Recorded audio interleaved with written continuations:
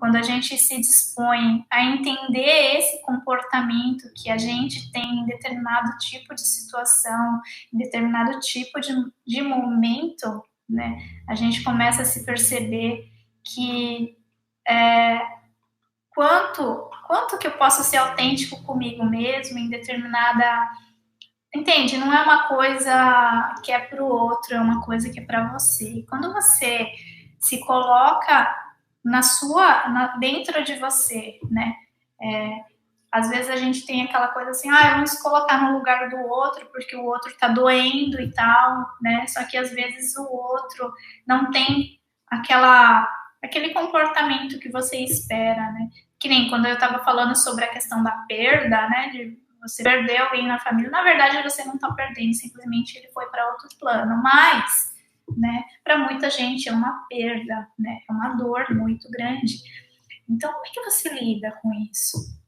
E daí ela estava comentando que fulano e tal se comportou dessa forma e era pessoa bem próxima e se comportou de uma forma dura, uma forma assim que como se não tivesse tido uma perda, sabe? Como se fosse assim, o Brasil perdeu, tipo assim, sabe?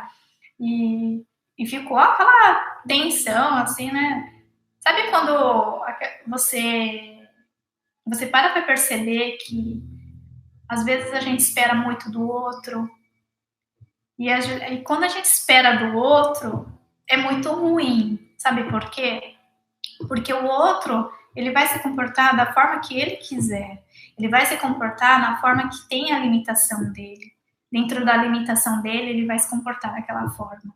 Então não é uma coisa que eu falo assim, nossa, fulano deveria de estar chorando em cima do caixão, fulano deveria de estar, sei lá, pelo menos assim, presente naquele momento, mas fulano estava assim, como se nada tivesse acontecido. E daí a gente teve uma conversa assim, né, e eu peguei e falei assim, às vezes, né, de uma forma leve, uma forma carinhosa, né, de uma forma mais sutil, de mostrar, não é mostrar, né, porque quem sou eu para mostrar alguma coisa, mas de observar, né, fazer com que a gente observe junto que pessoas têm comportamentos diferentes, independentes das situações, né, as situações não fazem a pessoa, não é porque a pessoa se comporta de uma determinada forma que ela não é ser humano, entende? Não é porque determinado tipo de pessoa ela te trata de uma forma fria ou de repente, sabe, eu não sei, não é porque ela é desse jeito que ela não é o ser humano. Ela é um ser humano que se comporta da maneira com que ela, entende? Por que acontece das pessoas se comportarem dessa forma? As pessoas têm, tipo, eu sempre converso com as pessoas com quem eu atendo, né, alunos e tal, que as pessoas têm uma certa couraça, né? Por exemplo, aqui no Japão a gente tem os samurais, né? Certo? Não existe mais samurais, mas enfim, né? Tá, e a história dos samurais, né? Então, assim, eu aprendi muitas técnicas orientais, né? E uma das técnicas que vem aqui é o shiatsu, né? E por que o shiatsu ele tem um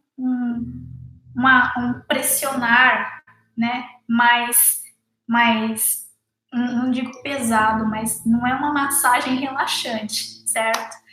Não é uma massagem relaxante o shiatsu, são, né, a acupressão nos pontos que precisam ser trabalhados para trazer o equilíbrio não só físico, mas energético da pessoa. E por quê? Por que começou essa questão do shiatsu? Ela começou na época dos samurais, né? E na época dos samurais as pessoas tinham aquele, né? Lutavam e tinham seu físico bem assim, né? Diferente de hoje, que todo mundo tá meio mirradinho, assim, a não ser que a pessoa queira ficar bombadão e vai pra academia, mas enfim, não é uma questão de você precisar lutar pelo seu território, né, como eram antigamente, né, a questão dos samurais. Então, o que acontece? O que eu estou querendo dizer com essa simbologia, né? Essa simbologia significa o quê? Que mesmo os samurais, eles tinham o quê? Couraças. E por que o shiatsu tem que ser bem mais enérgico, vamos dizer assim, né? Porque ele tinha essa couraça. Mas, gente, essa couraça, ela não mudou. Não é porque não existe mais samurai que as pessoas não têm essa questão da couraça.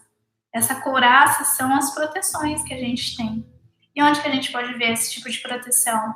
Quando a pessoa, no exemplo que eu dei agora, quando a gente está triste e não quer demonstrar, quando a gente está revoltado e age de determinada forma, né? Como na questão dela lá que ela estava comentando, né? Por que ela se comportou daquela determinada forma? A gente estava num velório e de repente a pessoa estava falando alegremente, se comportando de uma forma assim, totalmente nada a ver com a situação. Mas por que acontece isso? Porque era uma forma de proteção dela. Não é porque ela está se comportando daquela forma, porque ela quer se comportar daquela forma, porque está doendo ali também. Ela é um ser humano, dói ali também, né? E quando dói, né, a gente pode entender que aquela dor, cada pessoa sente a dor de uma forma diferente, né? De repente, quando a pessoa dormir no travesseiro, né, ela encontre a dor ali, naquele silêncio.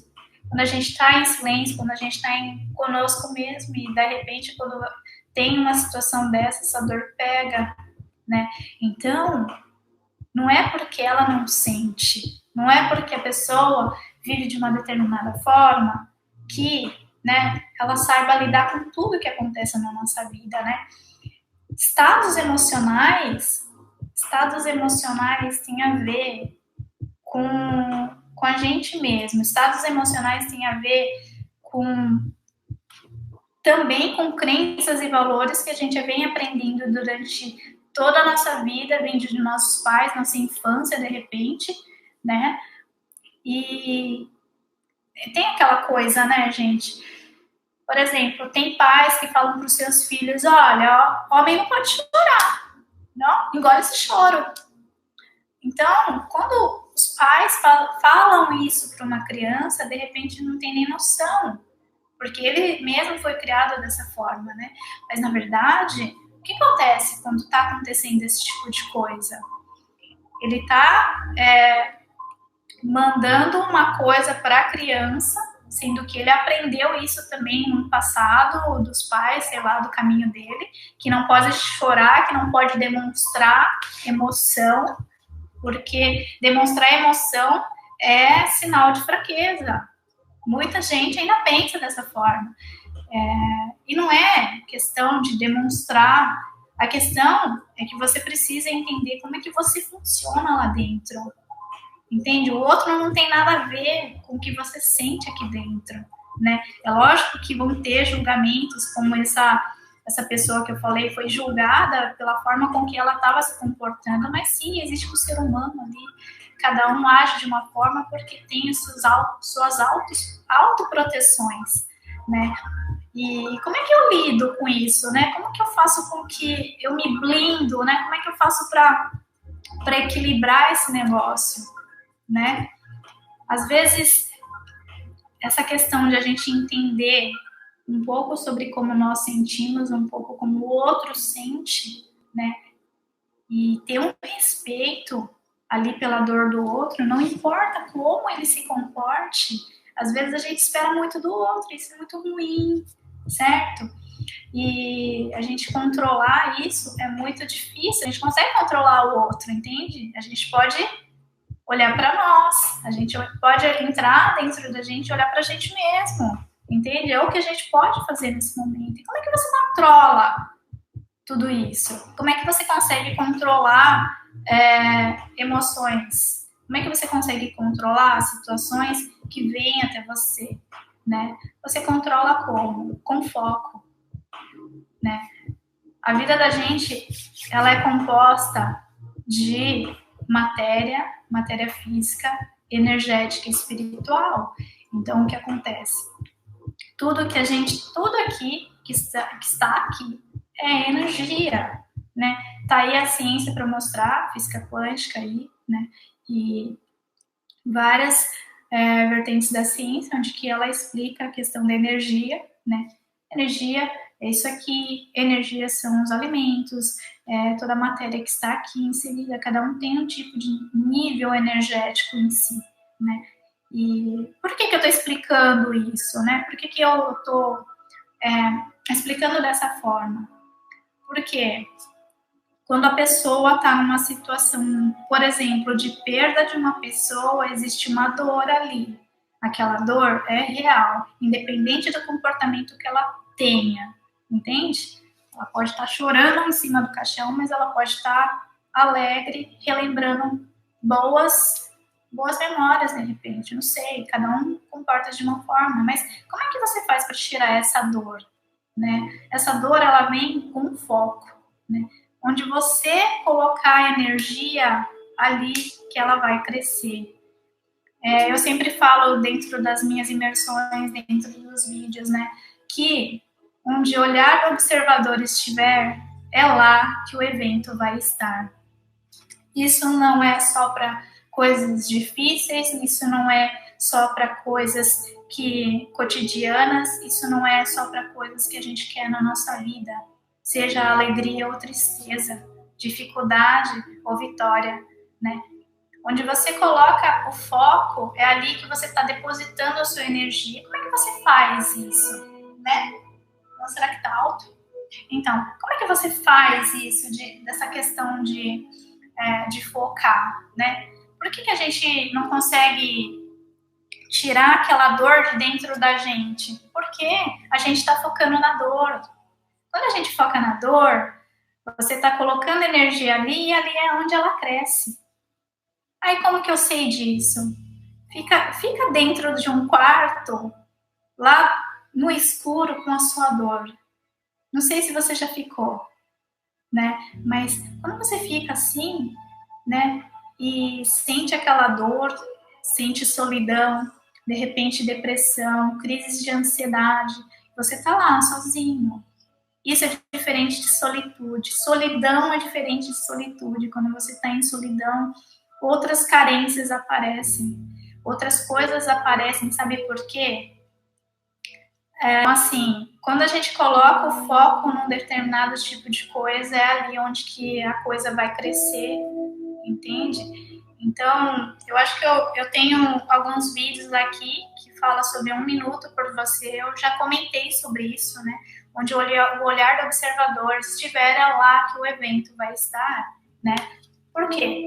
Quando a gente foca na dor, mais dor a gente vai atrair. Quando a gente foca na alegria, mais alegria você vai atrair.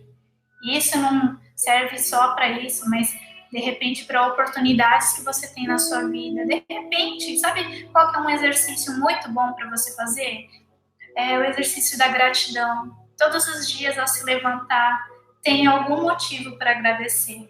Seja pelo lugar que você está dormindo, seja pelo alimento que você está comendo, seja, sei lá, um bom dia para o jornaleiro, de repente, um bom dia para a pessoa que está lá no ponto de ônibus, né? A gente não tem nem noção de quanto pequenos detalhes